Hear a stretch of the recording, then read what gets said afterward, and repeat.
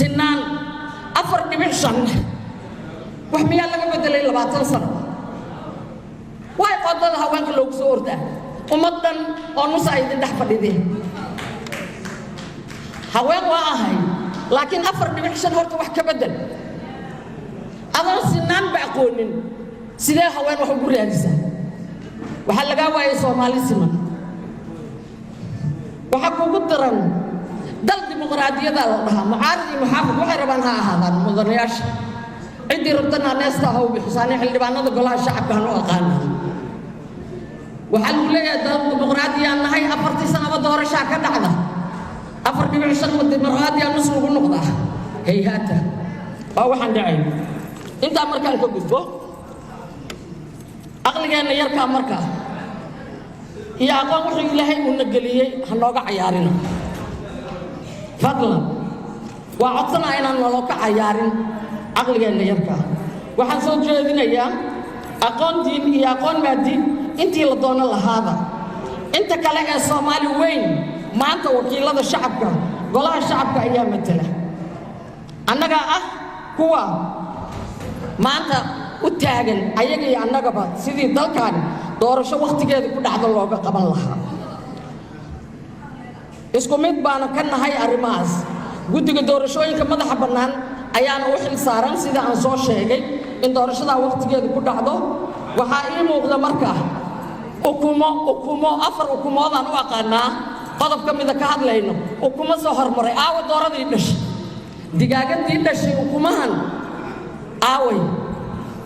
iyaga laga rabaa inay noo cadeeyaan haddii ay guddoonkeena yihiin iyo haddii guddiga war ka soo hormaray 2016 haddii dalkani ay ku qaban waayaan doorashada taalla guddiga madaxa bannaan 27 ka bacdi laguma yooyootamaayo meesha waa ka baxaa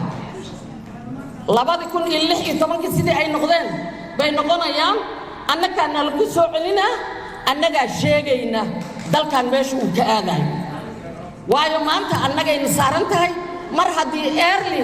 election ba laga hadlaayo maanta aan joognaa inaan early electionkii laga hadlo oo ay xukuumadda soo gudbisay oo golayaashu maray oo madaxweynuhu saxiixay 2020 marka xilligan aan joogno waxaan u baahannahay guddiga inay wax sheegaan axsaab mucaarad iyo muxaafid iyo saamiley aan aniga ka mid Khadiija Maxamed Diiriye cidii la doono hal aadee inaan u dejino meel ummadda aan u sheegayno in oo markaas 27 kadib after guddiga madaxa bannaan markaas aan ka hadli karnaa marka qoonda haween matalaad banaadir kuraas Somaliland iyo wixii la doono oo kale in laga hadlo way astaysan tahay kuraasta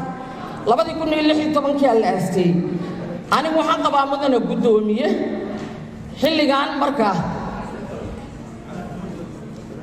kuraasta haweenka haday waan ka hadlay